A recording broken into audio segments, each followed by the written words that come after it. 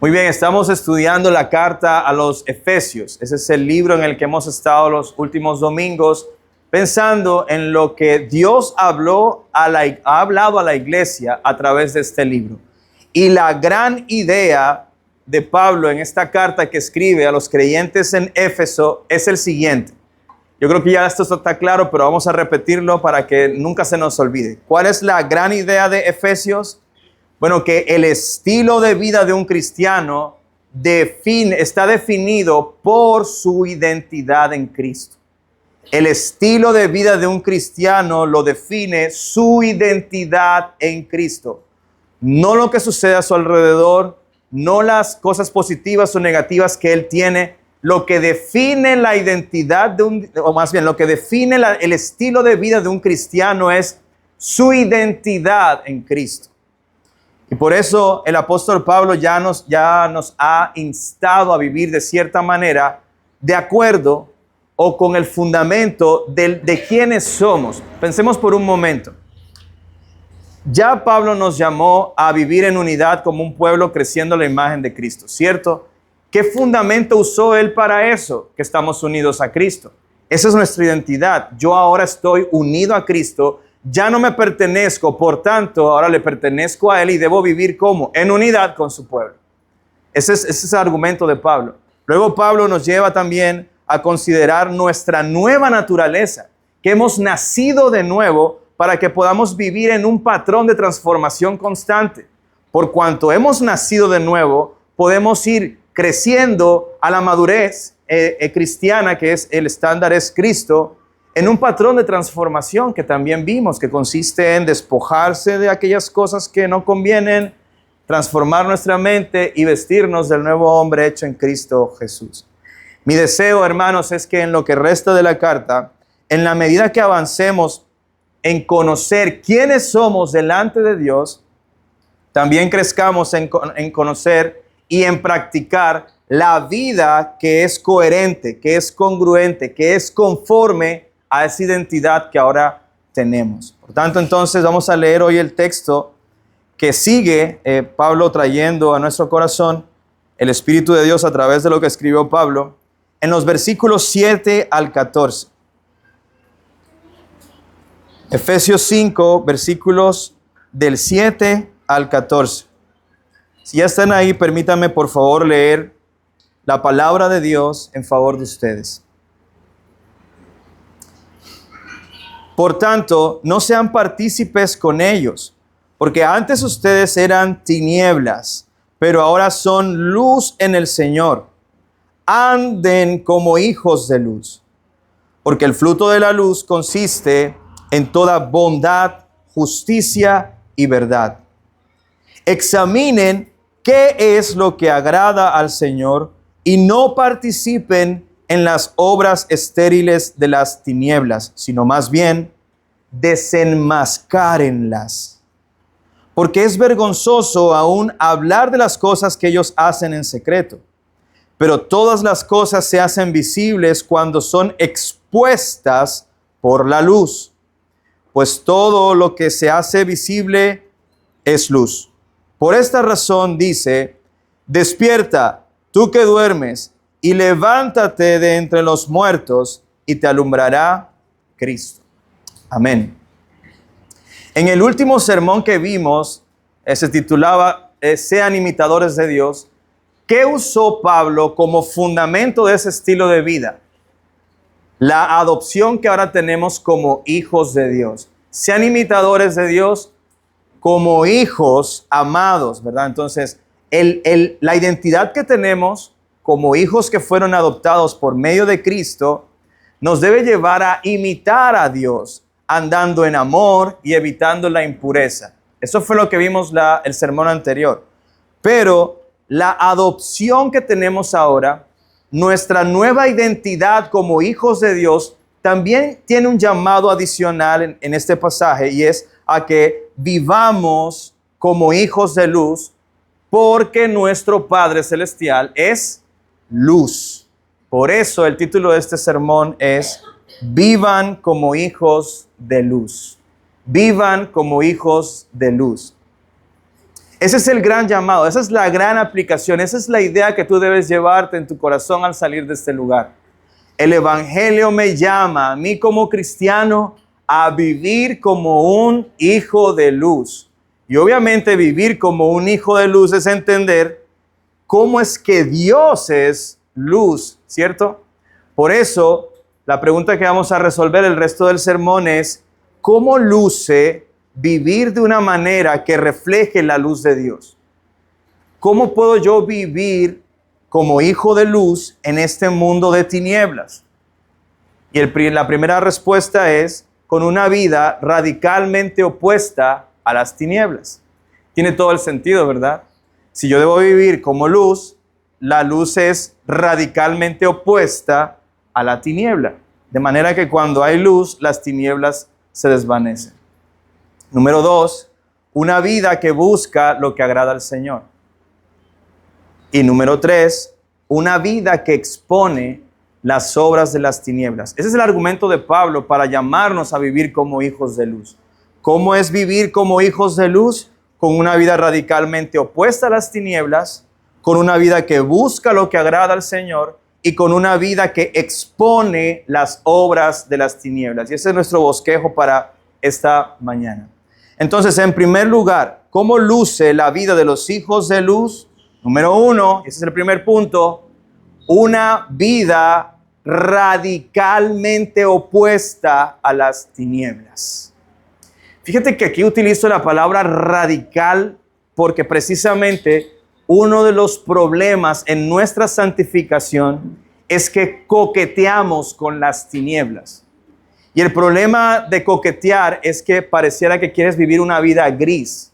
Estás entre el blanco y el negro, pero tú estás coqueteando ahí entre los dos polos opuestos y quieres vivir una vida gris y pretendes que esa vida gris agrade a Dios. Pero el texto que nos está diciendo que eso no debe ser nuestro estilo de vida porque ni agrada a Dios y no tiene nada que ver la luz con las tinieblas, ¿verdad? Entonces, pensemos primero, ¿qué quiere decir la Escritura cuando habla de la luz en este texto? ¿Qué significa que yo debo ser un hijo de luz? Recordemos que la Escritura cuando se refiere a la luz de Dios, se refiere a su santidad. La Escritura utiliza esta figura de la luz para que nosotros tengamos una imagen mental de la santidad de Dios. Por ejemplo, vaya conmigo a la primera carta del apóstol Juan, que está allá bastante cerca de Apocalipsis. Si usted tiene su Biblia, es uno de los últimos libros, no es el último, pero está cerca. Primera carta de Juan, en el capítulo 1. Voy a leer para ustedes los versículos 5 al 7 para que entendamos este concepto particular. Dice el apóstol Juan, y este es el mensaje que hemos oído de él y que les anunciamos. ¿Cuál es el mensaje? Dios es luz.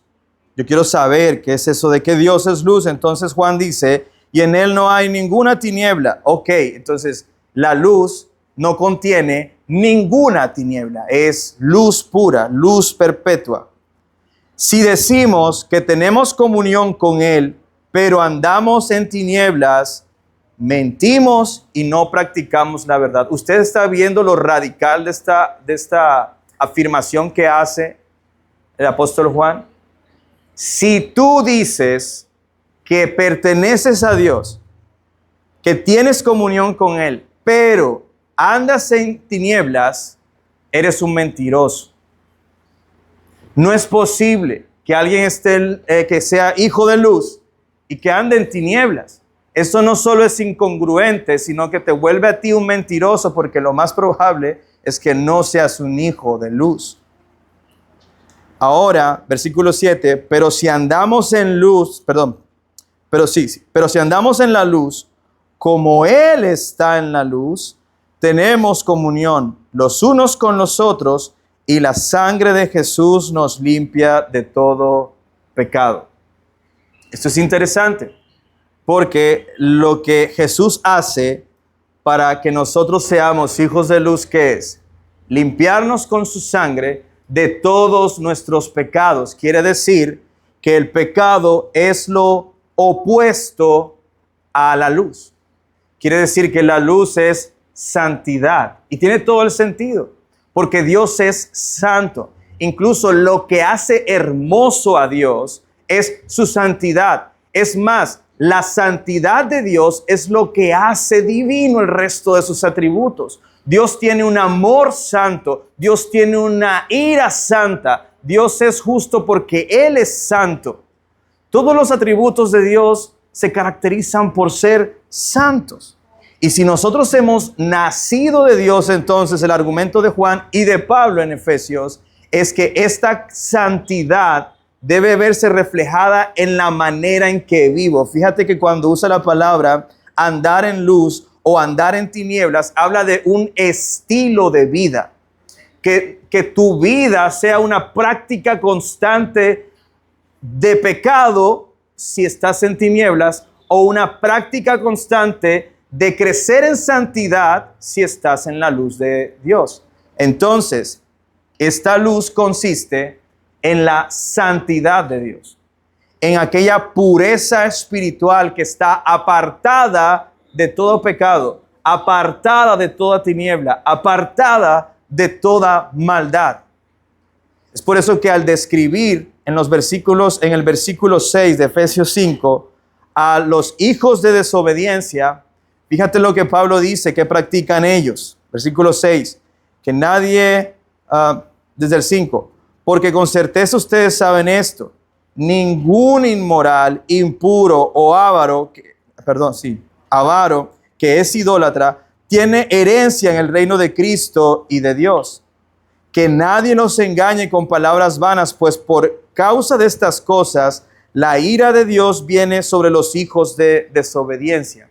Así es como viven ellos, en inmoralidad, en toda impureza, en lo que dice el texto, en toda idolatría o avaricia.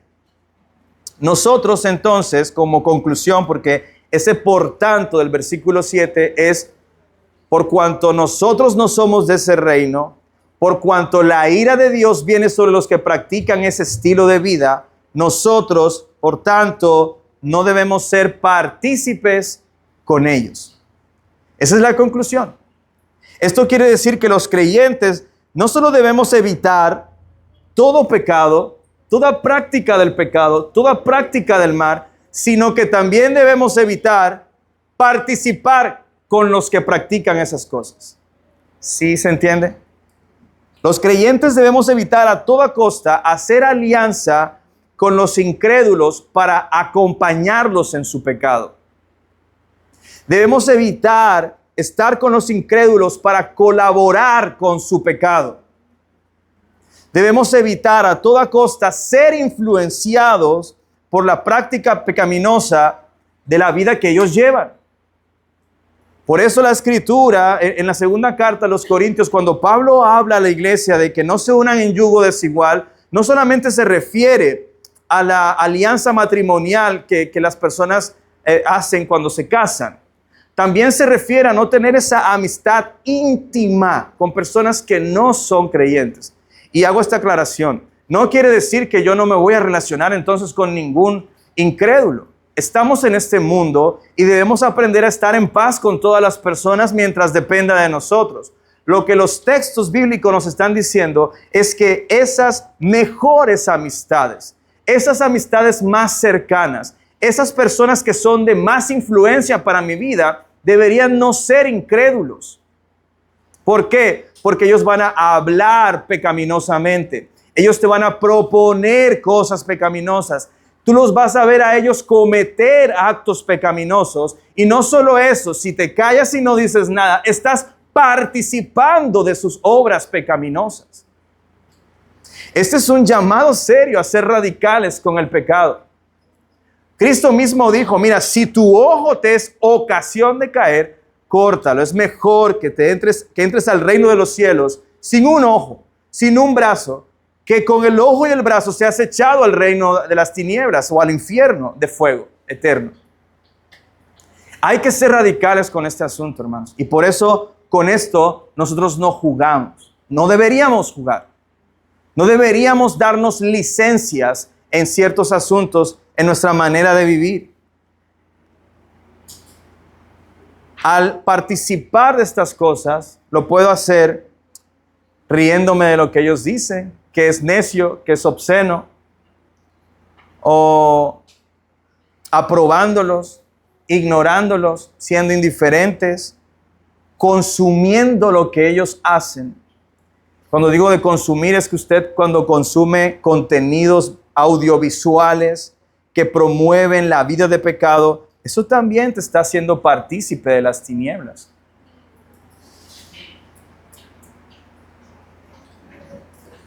Cuando apoyas asuntos relacionados con estas cosas, que por cierto, son nocivas a nuestra santificación.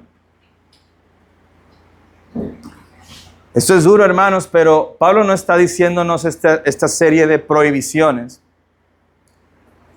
basado en otro fundamento más que el de que somos hijos de Dios. Tu relación con Dios es más importante que cualquier otra cosa en este mundo. Ahora, la pregunta que surge siempre que hablamos de estos temas de ser santos, radicalmente santos, es ¿por qué debemos ser tan radicales? ¿No es eso una especie de fariseísmo, religiosidad, tomarse muy a pecho la fe? Es que vivimos en un mundo caído. Sí, ¿por qué tenemos que ser tan radicales con estas cosas? Pablo responde, versículo 8, porque ustedes antes eran tinieblas, pero ahora que son luz en el Señor. Fíjate que el argumento de Pablo para justificar ese no participar con ellos de sus obras de tinieblas es que ahora yo soy luz en el Señor. ¿Sí lo ven? Soy luz. Por lo tanto, yo no debería tener compañerismo con las tinieblas porque soy luz. Tiene todo el sentido. Mi identidad ahora es que yo soy luz en el Señor. Por tanto, concluye Pablo, anden como hijos de luz. No es difícil de entender este argumento. ¿Qué es lo difícil? Practicarlo. Ponerlo en práctica. Fíjate que cuando Pablo dice, antes ustedes eran tinieblas, quiere decir que todos los que estamos en este salón, que ahora somos cristianos, ¿qué éramos antes? Tinieblas. No éramos luz, éramos tinieblas. ¿Qué quiere decir eso? Que tú conoces exactamente cómo lucen las tinieblas. Tú conoces el efecto de las tinieblas. Tú conoces, no te puedes hacer el de la vista gorda. Tú sabes cómo hablan las tinieblas. Tú sabes cómo se conducen las tinieblas. Tú sabes cómo deciden las tinieblas. Tú sabes cómo hacen las cosas las personas que practican las tinieblas, porque tú estabas allí. Tú entiendes esto. Nosotros sabemos estas cosas. Que nos hacemos los locos es diferente. Pero lo sabemos porque de allí venimos. Cristo nos trajo de esas tinieblas a su luz admirable. ¿Esto qué quiere decir? Que yo soy capaz de ser seducido por esas tinieblas de las que Cristo me rescató. Soy susceptible.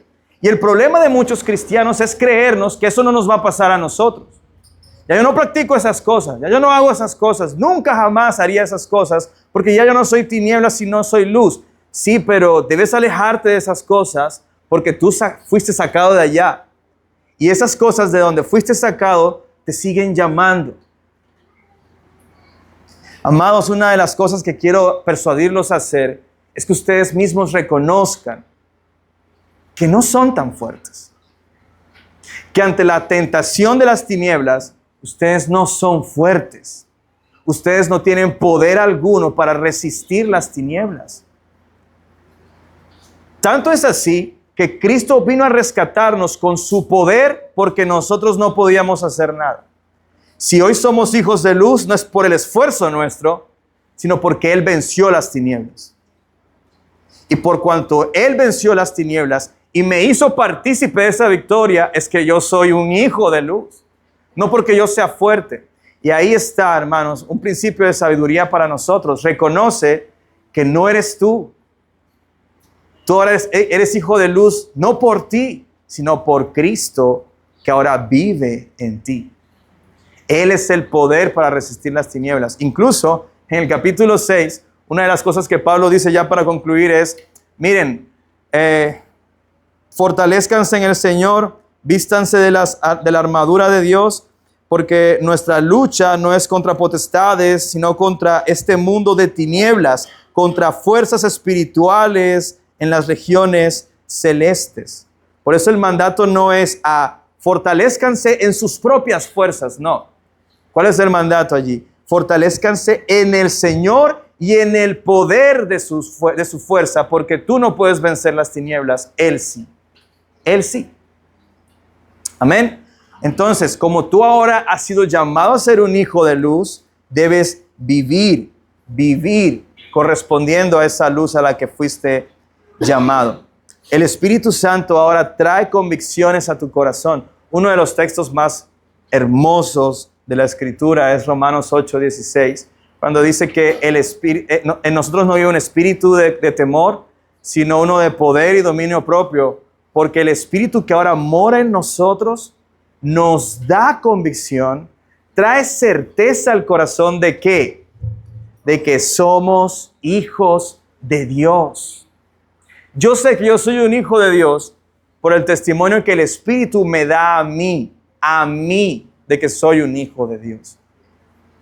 Por tanto, y es el argumento de Pablo en Romanos 8, vivan en el Espíritu, vivan en luz, hagan morir el pecado en ustedes por el Espíritu, no en tus fuerzas, en Él. Ahora nosotros somos luz en el Señor, por tanto, así debe verse el estilo de vida de alguien que es un hijo de luz, un estilo de vida santo. Por eso Pedro en su primera carta llama a los creyentes a decir, ustedes han sido llamados por Dios, rescatados por Dios, que es santo, para que vivan en santidad, porque Él es santo. Ese es el argumento.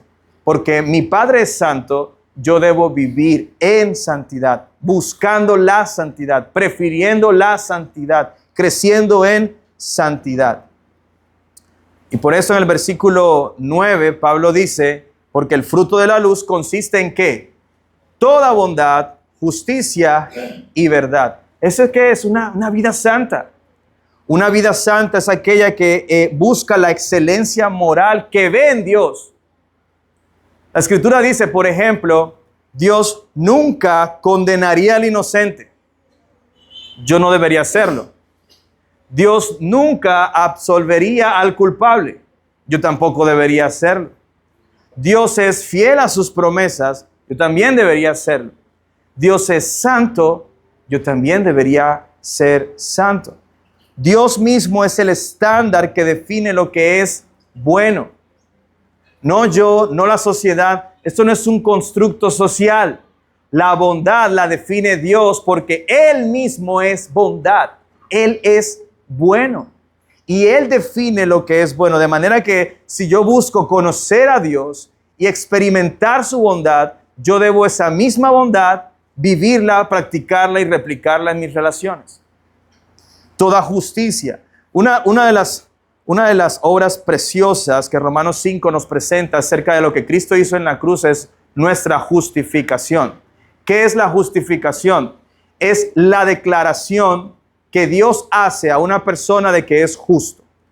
Dios te justifica cuando te declara justo. Él, como juez supremo, te declara justo. Pero ¿sabes qué tuvo que hacer Cristo para que tú puedas ser declarado justo? Morir en la cruz. Morir en la cruz. ¿Cómo nosotros entonces somos justificados? Por medio de la fe en Cristo Jesús. Romanos 5:1. Justificados pues por la fe, tenemos paz para con Dios. ¿Qué significa eso? Que Cristo en la cruz se vistió de mi pecado para pagarlo. Pero eso no fue todo lo que Cristo hizo. Él tomó su justicia como si fuera una ropa y nos vistió de su justicia. De tal manera que ahora, justificados por la fe, Dios nos ve con la justicia de Jesús. Con los vestidos de justicia de Jesús. Con la ropa de Jesús. Por eso Él te ama perfectamente. Porque ya no te ve a ti vestido de tu pecado, sino que te ve a través de Cristo justo para siempre. Eso es emocionante, ¿verdad? Pero ¿sabes qué también es emocionante? Que ahora tú tienes que vivir con esas ropas blancas en este mundo de tinieblas. Y es incongruente que alguien con ropas blancas quiera enlodarse en la calle. Más bien uno cuando sale de blanco, ¿cierto? Uno más bien procura, no me pises, para ir en el carro, no me abraces tanto, el maquillaje que no se me pegue, cosas como esas, porque quiero mantener esa pureza en mi ropa. Así deberíamos vivir nosotros, buscando toda justicia, vivir de una manera que sea coherente a la justicia de la que ya estoy vestido. Es que ya estamos vestidos de justicia. Deberíamos vivir congruentemente a esa justicia. Toda verdad, esto explica no solamente hablar con honestidad, porque ya vimos en el capítulo 4 que somos llamados, el que antes mentía, ahora ¿qué debe decir? Hablar verdad con su prójimo. Pero más allá de la honestidad es que nosotros podamos nutrirnos de la verdad de Dios en su palabra y que de nuestra boca brote constantemente la sabiduría de Dios. Como decía una vez un predicador, que si te cortan, salga Biblia en lugar de sangre. Ese debería ser tu pasión, tu búsqueda, aquello en lo que más te esfuerces. Llenar tu mente con la palabra de Dios. Porque en la medida en que llenes tu mente y tu corazón de la palabra de Dios, ¿de qué va a hablar tu boca? De toda verdad. De toda verdad. Deja de consumir lo que los incrédulos consumen en sus tinieblas y comienza a consumir lo que los hijos de Dios consumen en medio de la vida de luz. Su palabra. Su palabra es luz.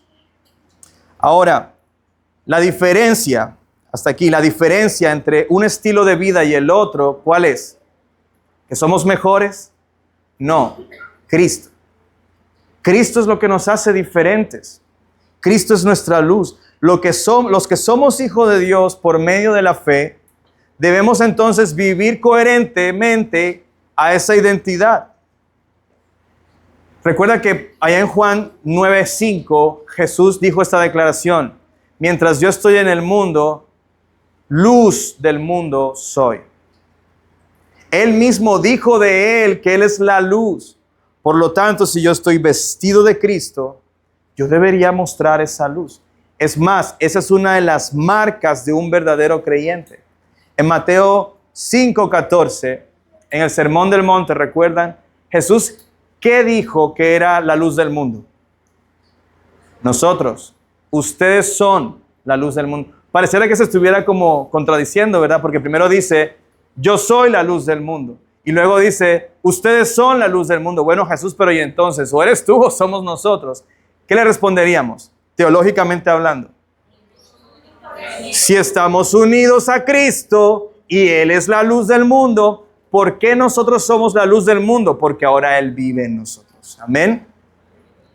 Pregunto, ¿evidencia tu manera de vivir la luz de Cristo?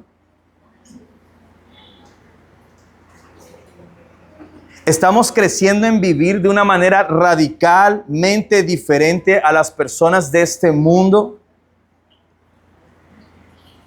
¿Es el querer agradar a Dios motivación suficiente para ti para abstenerte de toda impureza? ¿O necesitas más motivación? ¿Es agradar a Dios, corresponder su amor, el amor de Cristo, motivación suficiente para que nosotros practicamos todo lo bueno, justo, todo lo verdadero?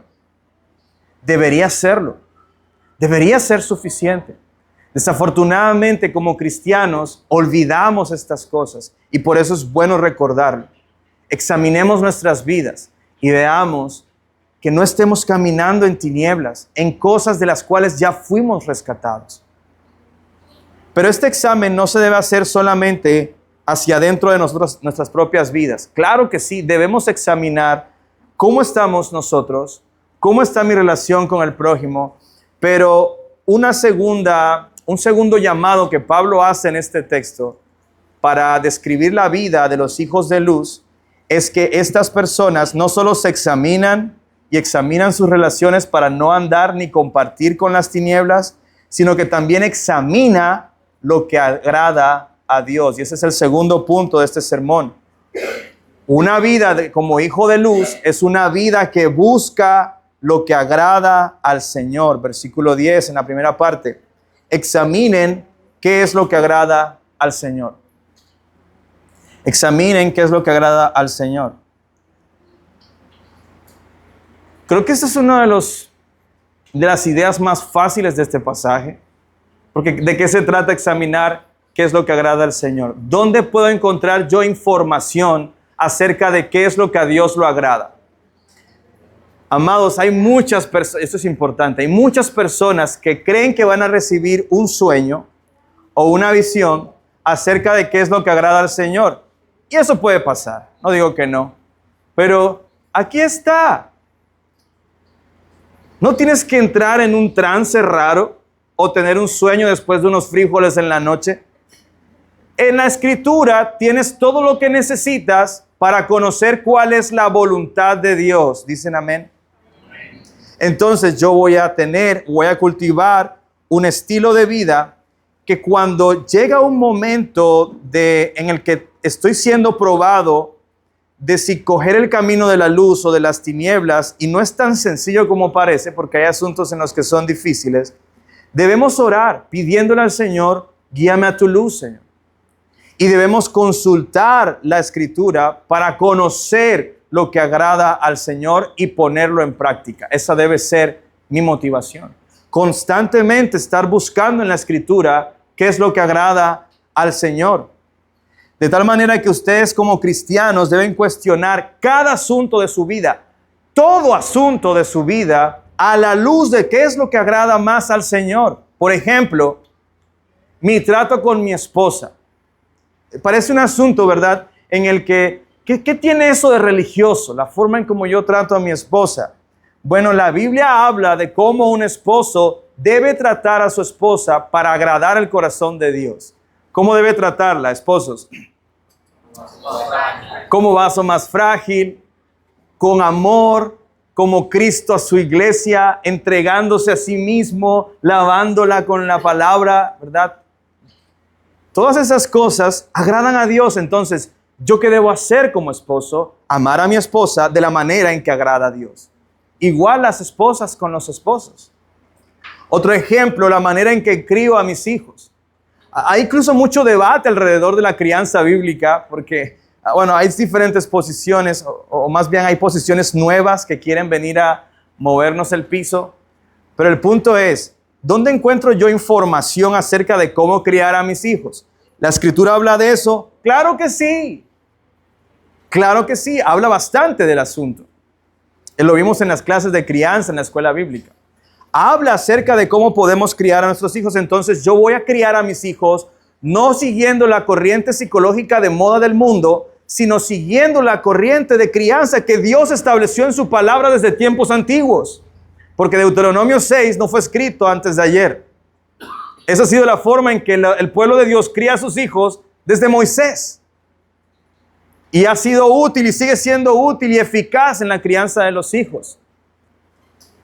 Eso es lo que agrada a Dios. Entonces yo quiero hacer lo que agrada a Dios. Por eso yo debo examinar en la Escritura qué es lo que agrada a Dios en todas las áreas de mi vida. Es que todas las áreas de mi vida. La Escritura dice que Dios nos concedió todo lo concerniente a la vida de piedad en este mundo en Cristo. Ya lo tenemos.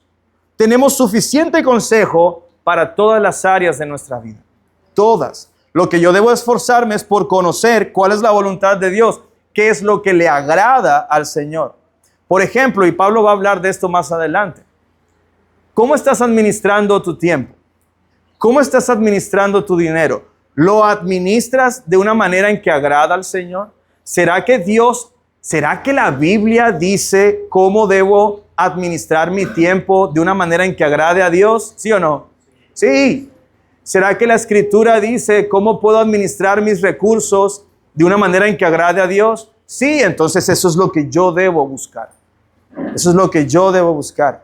¿Qué dice la Biblia sobre todo esto? Esa es mi mayor tarea cuando tengo el deseo de hacer lo que a Dios le agrada.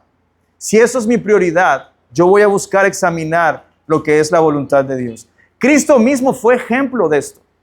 En una ocasión, Jesús estaba hablando con los fariseos en Juan capítulo 8 Y los fariseos estaban tratando ahí de pelear con Jesús. Y Jesús les responde diciendo, ¿acaso yo busco agradar al hombre? De ninguna manera, yo he venido a hacer la voluntad de mi Padre.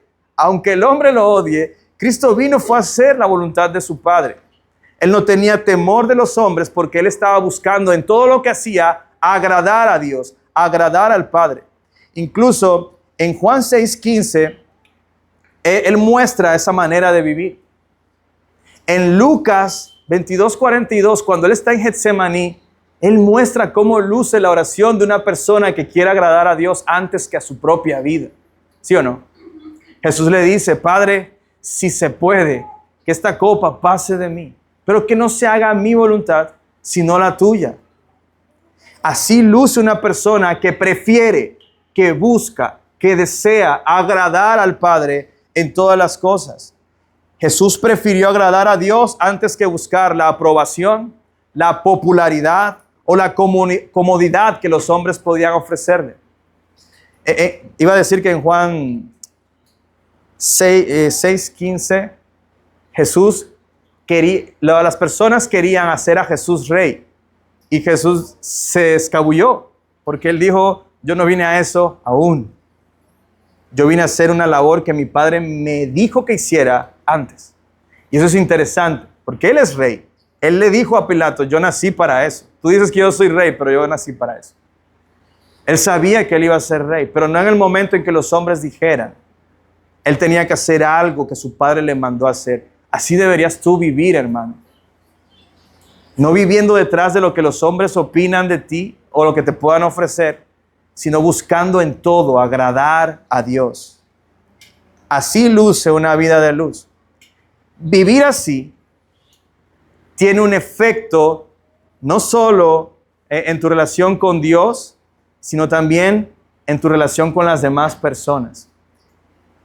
Fíjate lo que dice el texto, versículo 11, y no participen en las obras estériles de las tinieblas, sino más bien desenmascárenlas. Y ese es el tercer punto de este sermón. Una vida de hijos de luz es una vida que deja en evidencia las obras de las tinieblas. Deja en evidencia las obras de las tinieblas. Fíjate que aquí el mandamiento del versículo 11 es desenmascarar las tinieblas. Pero no nos confundamos. Lo que Pablo nos está diciendo no es que seamos una especie de Sherlock Holmes, ¿verdad? Que entonces comienza a hacer cosas para mostrar que él puede discernir estas cosas y está obsesionado por hacer investigaciones y revelar la verdad de las cosas para demostrar su punto. No. Desenmascarar las obras de las tinieblas es más bien un efecto que sucede cuando una persona ha decidido ocuparse en ser luz. Cuando tú te ocupas en vivir como un hijo de luz, las tinieblas solitas son desenmascaradas. Solas, tú no tienes que hacer nada. Es un efecto de buscar la santidad, que las tinieblas sean reveladas a tu alrededor. ¿Sí? De manera directa, Pablo nos dice que desenmascarar estas obras de las tinieblas es no participar de ellas. Dice el texto, no participen en las obras estériles de las tinieblas. Cuando yo no participo en eso, ya lo dijo, la luz es expuesta y las tinieblas también son expuestas. Hablar de estas cosas, participar de estas cosas, incluso dice que es vergonzoso. De manera directa nosotros, el versículo 12 dice, porque es vergonzoso aún hablar de las cosas que ellos hacen en secreto. Por eso anteriormente Pablo dijo, estas cosas ni aún se nombren entre ustedes como corresponde a santos, como corresponde a hijos de luz. Nosotros entonces ni siquiera debiéramos conversar de estas cosas entre nosotros, mucho menos con los que practican las tinieblas. Versículo 13 dice, pero todas las cosas se hacen visibles cuando son expuestas por la luz, pues todo lo que se hace visible es luz. Piensa en esto. Cristo dijo de sí mismo, yo soy la luz del mundo, ¿verdad? Cuando Cristo vino a exponernos cómo luce la vida de Dios, ¿qué causó la vida de Cristo alrededor de las personas que estaban junto a Él?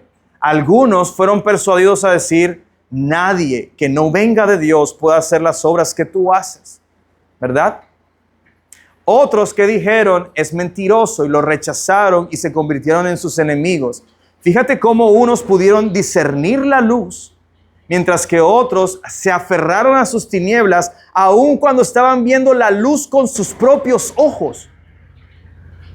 Inclusive cuando nosotros vemos el propósito por el cual Cristo vino a este mundo, entendemos que precisamente Jesús vino a llamar a los hombres a su luz y para dejar en evidencia a aquellos que aman las tinieblas.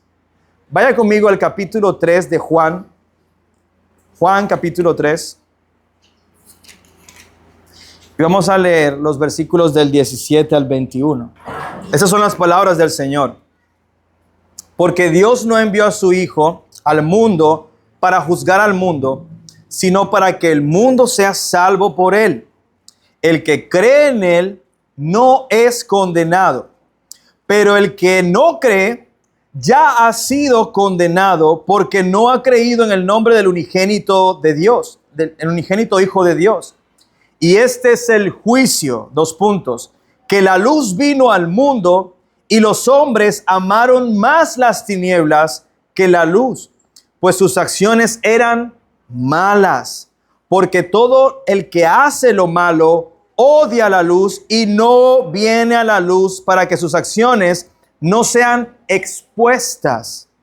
Pero el que practica la verdad viene a la luz para que sus acciones sean manifestadas, que han sido hechas en Dios.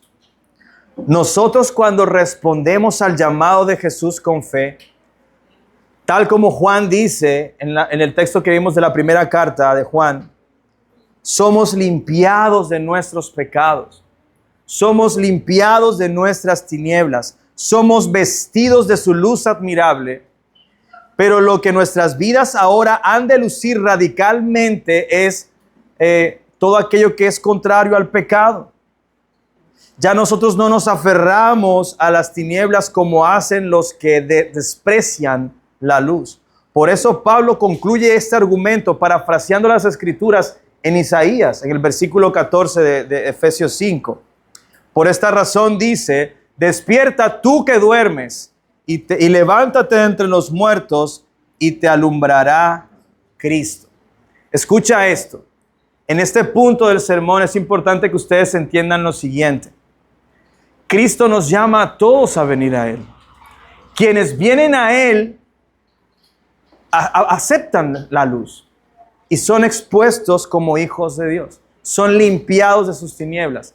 Pero quienes no vienen a Él están evidenciando su maldad, que son hijos de tinieblas, que son malos y están bajo la condenación de Dios, bajo la ira de Dios. Por eso este es un llamado específico para aquellas personas que están en este salón, pero que están muertas en sus delitos y pecados. Entre nosotros hay personas que están muertas en sus delitos y pecados, pero hoy están escuchando esta enseñanza y el Espíritu Santo te trajo a este lugar para que seas persuadido a entender el juicio de Dios contra este mundo. Y que hoy tienes la oportunidad de abandonar tus tinieblas, correr a Cristo para ser expuesto delante de Dios, perdonado delante de Dios, limpiado delante de Dios, justificado delante de Dios, adoptado para ser un hijo santo de Dios. Si hoy te despojas de esas cosas y con fe corres a Cristo, su luz destruirá tus tinieblas y serás libre del juicio de Dios. Es que el problema más grande que tú tienes es que estás bajo el juicio de Dios, bajo la condenación de Dios. Por eso, si es tu caso, recibe este milagro hoy para ti. Tú puedes hoy, al creer en Jesús, ser salvo del juicio de Dios, acercándote a Él para que Él te traiga a su luz admirable y a una vida nueva. Al llegar al final de este pasaje, vemos que Pablo nos ha mostrado 3 marcas de los hijos de luz. Esa es la primera. Viven radicalmente separados de las tinieblas. Número 2, procuran examinar y conocer y buscar aquello que agrada a Dios. Y número 3, su propia manera de vivir expone las tinieblas a su alrededor. Pero debemos recordar que este pasaje no comienza con el mandamiento, sino con una realidad espiritual. Pablo dijo, ustedes antes eran tinieblas. Y esa es la buena noticia. Porque ahora que somos luz en el Señor, guarda eso en tu corazón. Y que la esperanza de este texto traiga a tu corazón hoy consuelo, fortaleza para luchar contra el pecado. Que pongas tu confianza en la obra de Cristo, que ya te ha sacado de las tinieblas y que te ha unido a Él para transformarte cada día más en un hijo de luz. Así que examina tu vida, amado hermano. ¿Hay áreas donde estás tolerando las tinieblas? ¿Estás buscando activamente agradar al Señor con la forma de vivir que tienes? ¿Refleja tu vida el carácter santo de tu Padre Celestial? Amados, porque Cristo nos sacó de las tinieblas a la luz. Vivamos como hijos de luz, buscando lo que agrada al Señor y desenmascarando las obras de las tinieblas con la luz que hay en nosotros. Amén.